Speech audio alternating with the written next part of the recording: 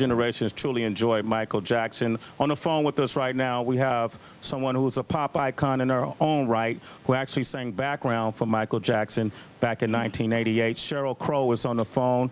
Hello, Sheryl. This is Sway, and I have Kurt Loder. Hi, Sheryl. How are you doing? Hey, How you doing? Kurt, how are you guys? Did you believe this? I'm really, really sad. And, you know, it's interesting. I worked with him 20 years ago. I think we all kind of wondered, what's this going to be like when, you know, Michael gets to be older. He's 50 now. Yeah. Is he going to be able to continue on?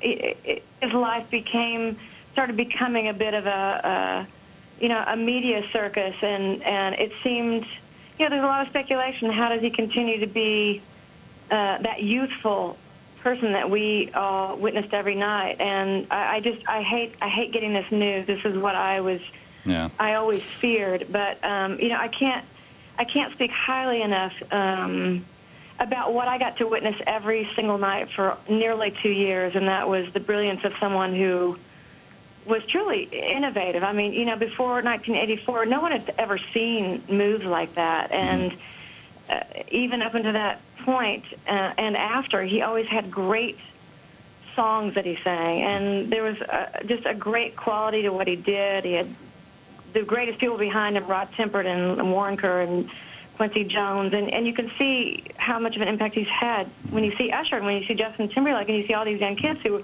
are still using those moves and sounding like him, using his intervals and his riffs, and you can see how deeply effective he was as an R&B artist. What was he like to work with out on the road?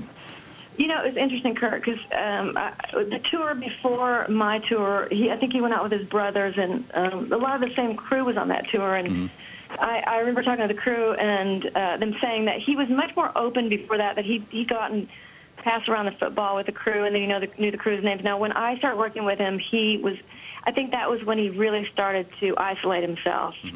And in fact, he carried his own film crew. I think he started to take into his own hands what he was going to kind of try to project as his legacy. And so everybody in the band and the crew was kind of held at arm's length, with the exception of the film crew. And I got to go out and sing with him twice every night on I Just Can't Stop Loving You and The Way You Make Me Feel. And so I had more interaction with him probably than most. And one of the things I remember him telling me was that he really felt like he was sent to the planet for the children, that he felt like there was some messianic quality to him having been here.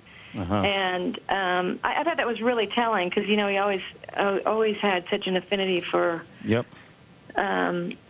know, and I think he considered himself to sort of be eternally childlike. Okay. You know what, Sheryl, I want to thank you for calling in and sharing your thoughts with us. We really appreciate it, okay? Absolutely. Okay. Thank you, guys. Thank you very much. And Sheryl brought up Justin Timberlake and Michael's influence on him. And speaking of Justin Timberlake, we're going to take you guys back to 2001, a VMA performance with NSYNC and Michael Jackson.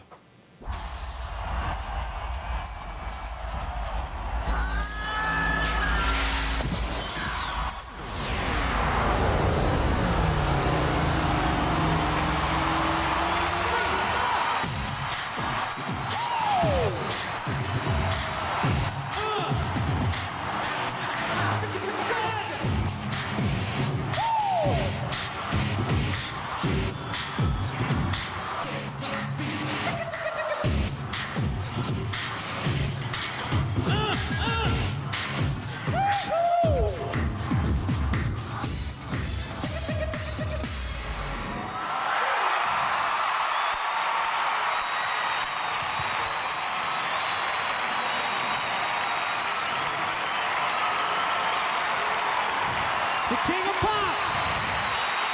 The king of pop.